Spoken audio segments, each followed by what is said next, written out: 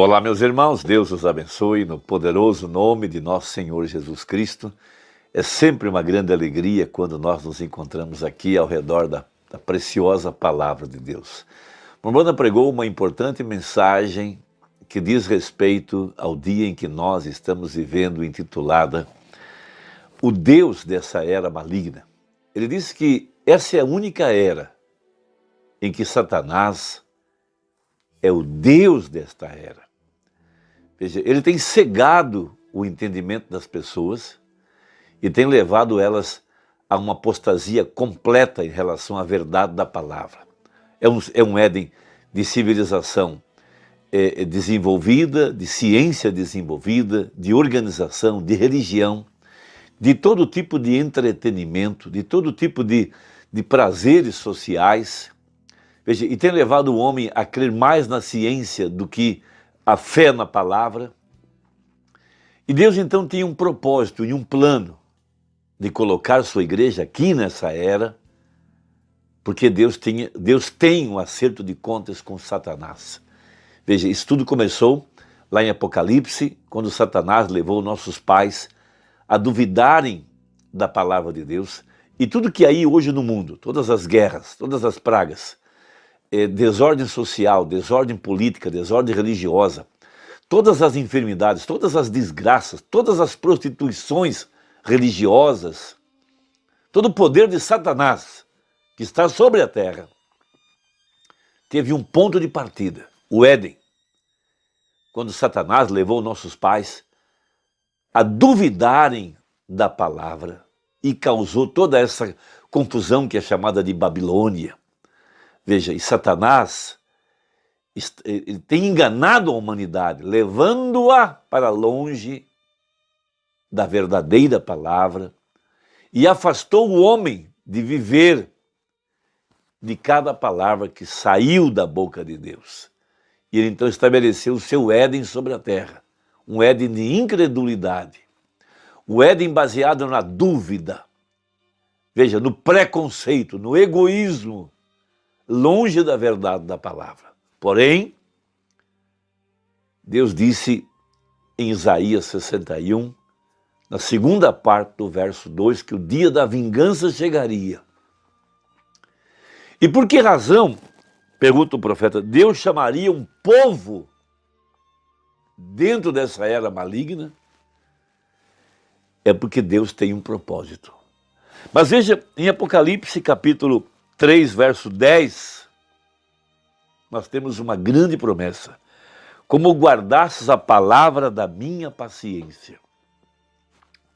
Então haveria uma igreja preordenada, predestinada, construída, feita por Deus para guardar a palavra. Veja, também eu te guardarei da hora da tentação que há de vir sobre todo o mundo para tentar os que habitam na terra. Que tentação seria essa? Cabe aqui a pergunta. A resposta é a mesma tentação que Eva sofreu lá em Gênesis, a mesma tentação que Jesus sofreu em Mateus 4, a mesma tentação que nós estamos e seremos expostos a ela. A tentação é ver se nós permaneceremos com a palavra de Deus ou não. E por isso Deus está permitindo essa desordem que está aí, essa confusão, chamada Babilônia. Parece que Deus perdeu o controle, mas na verdade não é isso. Logo, ele tomará o controle de volta em suas mãos, quando trouxer o juízo sobre a humanidade e estabelecer o Éden de volta, que é o milênio. Isso está a um passo. Veja, no relógio de Deus, segundos apenas.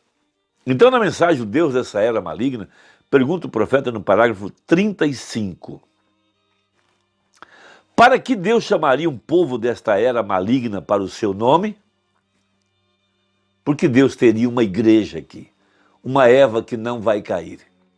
Veja, a razão é para testá-la, sua noiva, quando ela for manifestada, sendo provada é tentada, provada por Satanás, como foi no princípio, assim também será no fim. Aquela semente plantada lá em Gênesis terá que chegar ao tempo da colheita aqui em Apocalipse, porque o grão que caiu no solo passa por todos os processos e volta a ser grão outra vez, e é através do grão que a vida se perpetua, a continuidade. Veja, entendeu isso, entendeu muita coisa. Como é que a vida continua? Ela continua pela semente. Veja, é como o sol que passa por todo o seu caminho. Veja, e ele tem o seu ocaso para ressuscitar na manhã seguinte. Veja, como a árvore, as folhas caem no outono, voltam para a raiz e brotam outra vez na primavera. Todo esse processo cíclico das estações, da natureza, da semente, tudo fora da ressurreição. Então o profeta nessa mensagem, parágrafo 37, ele fala algo muito importante e por isso nós estamos vendo a grande apostasia de grandes líderes, homens que pareciam ter alguma coisa e agora estão se mostrando incrédulos e que nunca poderiam ser chamados de pastores da noiva. São enganadores, mercenários, que vieram depois do verdadeiro, vieram com a unção para enganar, falsos ungidos, que enganariam, se possível, os escolhidos, mas não é possível de acordo com a profecia. Então veja, parágrafo 37. Agora, nós encontramos agora nesta era maligna, esse Éden científico, esse Éden de religião, é para provar a Satanás que ela, Eva, não é como Eva lá do passado, que ela não é aquele tipo de mulher. Veja, Eva foi tentada para ver se ela daria o seu ventre para que o outro homem colocasse semente nela ou não. A serpente colocou sua semente nela, porque a Bíblia chama de a semente da serpente, em oposição à semente da mulher. Veja, ela será provada através de sua palavra. É o que já está acontecendo. Deus permitiu que certos homens se infiltrassem para dentro, pareciam que tinham grandes dons, pareciam que trabalhavam pela noiva, mas o que nós percebemos hoje é que tudo que eles tinham eram a letra, e a letra mata, mas o Espírito é o que vivifica.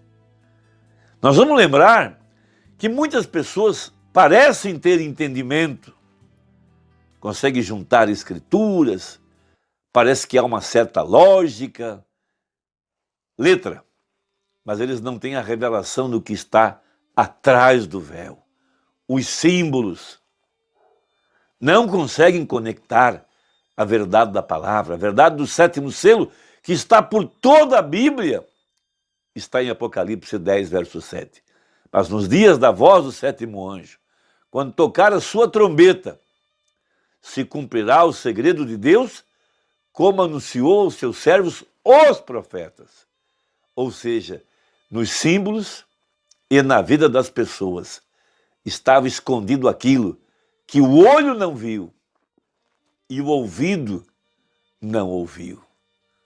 Isso é como aquele segredo de Sansão, quando ele passava pelo caminho e um leão saiu-lhe ao encontro, ele vence o leão e tempos depois ele passa pelo mesmo caminho e vê lá a carcaça do leão. E na carcaça havia se instalado uma colmeia de abelhas. Então Deus lhe deu a inspiração e ele tece uma parábola. Do comedor saiu comida e do forte saiu doçura. E aquilo tornou-se um enigma que não poderia ser explicado, somente revelado. Veja, nem para os seus pais ele contou. Veja, e ele tece então essa parábola no dia do seu casamento. Veja, e prometeu vestidos, honrarias a quem decifrasse o mistério. O mistério não seria explicado, deveria ser revelado. Assim são as verdades escondidas dentro da Bíblia. Não podem ser explicadas, precisam ser reveladas. E sob esta pedra, a igreja seria edificada. Então veja, e ela será provada através de sua palavra. A noiva, como a noiva de Adão foi provada através da palavra. E a noiva de Adão cria em cada pedacinho da palavra. Em toda, mas se confundiu em uma promessa. Que ele é o mesmo ontem, hoje e eternamente.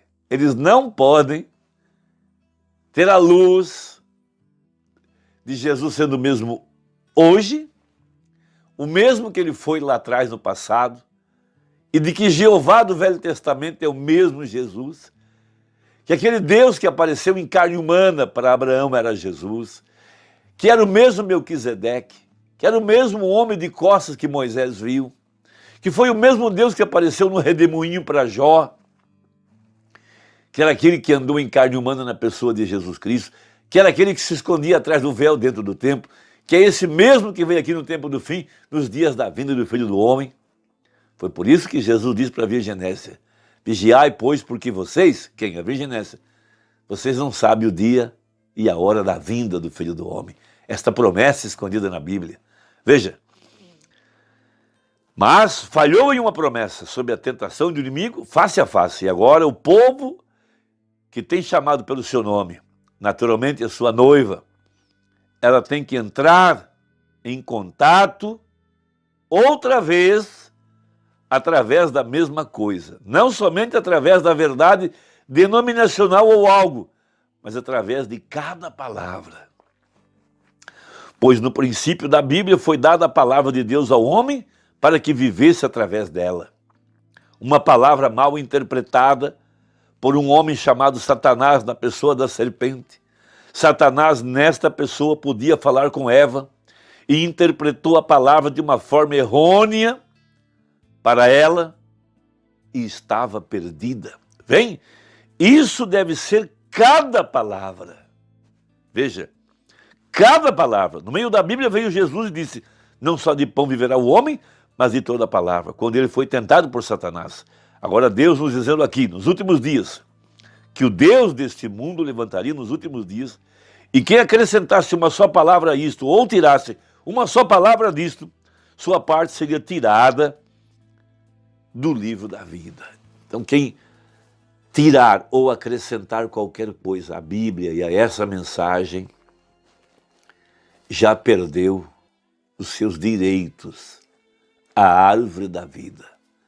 Seu nome é riscado do livro da vida. Não poderá receber a plenitude do Espírito Santo. Por conseguinte, não pode ser redimido. Por conseguinte, não irá no arrebatamento. Por conseguinte, será enganado pela serpente. Irmão, medita nisso. Deixa aí o seu comentário. Compartilhe essa mensagem com quem você ama. Aperte o sininho da inscrição, caso não esteja inscrito. E até a próxima, se Deus quiser.